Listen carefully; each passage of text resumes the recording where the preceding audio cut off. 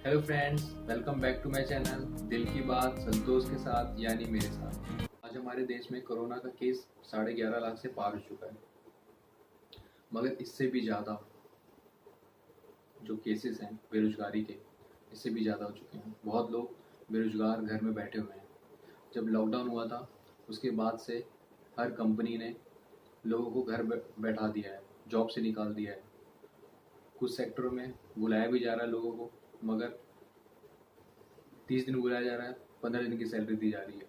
कहीं कहीं सैलरी का 10%, 25%, 30% दिया जा रहा है। कहीं और किसी सेक्टर में तो बहुत से लोगों को घर बैठाया है और ये बोला गया है कि जब अगर काम आएगा तो आपको बुलाया जाएगा, नहीं तो आप अपनी दूसरी नौकरी देख लीजिए। अब आप मेरे को एक बात बताइए, इस कोरोना टाइम में आपको जॉब पे रखेगा कौन? ना तो गवर्नमेंट हमको सपोर्ट कर रही है, ना ही कंपनी वाले हमको सपोर्ट कर रहे हैं।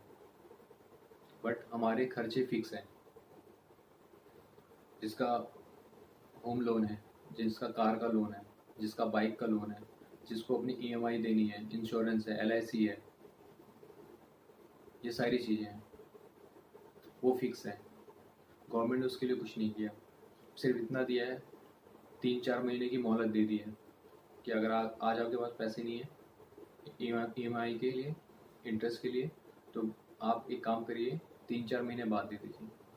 बट आपको देना पड़ेगा, और वो इंटरेस्ट के साथ देना पड़ेगा। अगर आपकी एक एग्जांपल लेता हूँ मैं, 5,000 रुपये मान के चलिए आपकी एक ईएमआई आती है 1 महीने की। तो अगर आपने 1 महीने ईएमआई नहीं दी 5,000 की और 1 लाख का आपने लोन ले रखा है, तो क्या होगा, 1 महीने आपने दिया नहीं तो 5,000 रुपये का ईएमआई आया, तो वो 1 लाख में जमा होगा, जो आपका प्रिंसिपल अमाउंट है। तो 1,05,000 रुपये हुआ, और फिर वो 1,05,000 में फिर अगले महीने इंटरेस्ट लगेगा। तो आपको इंटरेस्ट देना ही है, चाहे आप 4 महीने बाद दें, चाहे 10 महीने बाद दें। गवर्नमेंट उसमें बिल्कुल छूट नहीं दिया, बस छूट आपको इतनी दी गई है कि आप उसको 4 महीने बाद दे सकते हैं, मगर आपको इंटरेस्ट तो देना पड़ ही रहा है। गवर्नमेंट ने छूट नहीं दी है, गवर्नमेंट ने ये नहीं बोला है कि पैसा माफ़ हो जाएगा। अब स्कूल भी खुल गए हैं, स्कूल में कोचिंग क्लास चालू हो गई है, स्कूल में सब कोचिंग क्लास करवा रहे हैं, ऑनलाइन कोचिंग। ऑनलाइन कोचिंग के नाम पे बच्चों से, पेरेंट्स लोगों से फ़ीस मांगी जा रही है। बच्चों को तो ऑनलाइन में इतना कुछ समझ में नहीं आ रहा, बड़ी फॉर्मेलिटी हो रही है, पैसा मांगा जा रहा है स्कूल की तरफ से। जब इनकम ऑफ सोर्स नहीं है पेरेंट्स के पास, तो आप बताइए कि वो पैसा कहाँ से देंगे। गवर्नमेंट ने बोला है कि जिनके पास जो सैलरी, जो जॉब में थे, वो अपना पीएफ का पैसा निकाल सकते हैं। बहुत लोगों ने पीएफ का पैसा भी निकाला, बट वो कितने दिन तक काम आएगा?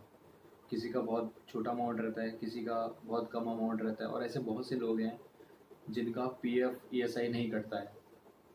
वो लोग कैसे सरवाइव करेंगे? और ये कोरोना इतनी जल्दी ख़त्म होने वाला नहीं है। जो नंबर, जब पहला लॉकडाउन हुआ था तो हमारे देश में वो जो नंबर थे वो 300, 350 कुछ थे।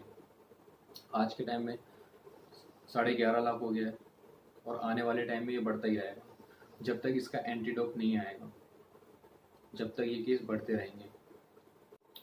रूम रेंट आपको देना ही है, मकान मालिक तो रूम रेंट छोड़ेगा नहीं उसको, तो क्योंकि उसने जो घर बनाया है से लोन लेके बनाया है, उसकी ईएमआई आती है हर महीने, तो वो भी किराए से ही चलता है। अगर आपसे वो किराया नहीं लेंगे तो उनका घर कैसे चलेगा? और आपके पास ना सैलरी है, ना ही कोई काम है, तो ये भी एक बहुत बड़ी समस्या है दोस्तों। जो हर आदमी जो आज के टाइम में बेरोज़गार है, वो चीज़ को फेस कर रहा है। 20 लाख करोड़ का पैकेज गवर्नमेंट ने ऐलान किया है, जिसमें से 3 लाख करोड़, जी हाँ 3 लाख करोड़ एमएसएमई को दिया गया है लोन। वो लोग 3 लाख करोड़ का लोन ले सकते हैं, और वो भी बिना गारंटी के। भारत सरकार उसका गारंटी देगी बैंक को। भारत सरकार ने बोला मैं गारंटी देता हूँ, आप इनको लोन दीजिए। मगर फिर भी, और 1 साल तक उसका कोई ईएमआई देने की ज़रूरत नहीं है एमएसएमई सेक्टर वालों को। जितने भी उद्योग वाले हैं, जिनकी भी मैन्युफैक्चरिंग यूनिट है, जो भी छोटे उद्योग हैं, जिसके बड़े उद्योग हैं, उनको 1 साल तक कोई भी इंटरेस्ट देने की ज़रूरत नहीं है। फिर भी वो लोग ना ही लोन ले रहे हैं, ना ही अपनी एम्प्लॉय की सैलरी दे रहे हैं, जबकि गवर्नमेंट ने बोला है कि आप लोन लीजिए और अपने कंपनी को बढ़ाइए और अपने वर्कर की भी सैलरी दीजिए। बट फिर भी वो लोग इसलिए नहीं दे रहे हैं कि अगर आज के टाइम में अगर वो 3-4 महीने लोन लेकर के सैलरी भी दे देते हैं और काम नहीं है मार्केट के अंदर, तो वो उनका इंटरेस्ट तो आज 1 साल बाद नहीं देंगे, मगर आगे टाइम पे उनको देना ही पड़ेगा।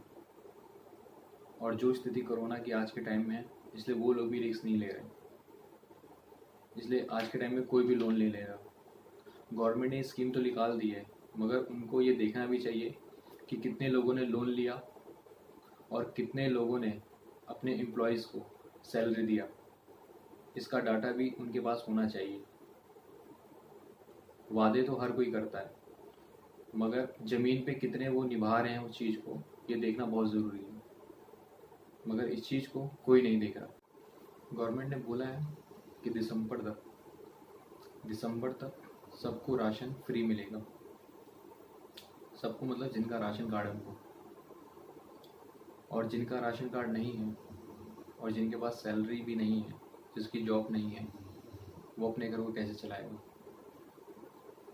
एक मिडिल फैमिली जिसने कुछ सेविंग करके रखा है, वो तो 3-4 महीने काट लेगा, मगर उन लोगों का क्या होगा जिनके पास जॉब नहीं है, जिनको कोई काम पे रख नहीं रहा है, जिनको कहीं से पैसा नहीं मिल सकता।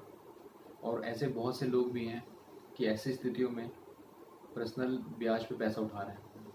कोई 5%, कोई 10% मार्केट में ये ब्याज मिल रहा है आज के टाइम में। वो ब्याज तो ले लेंगे, मगर 4 महीने बाद उसको कैसे देंगे। सिर्फ हमारे लाइफ में खाना ही सब कुछ है दोस्तों, सिर्फ अनाज, और हमारी ज़रूरतें नहीं हैं।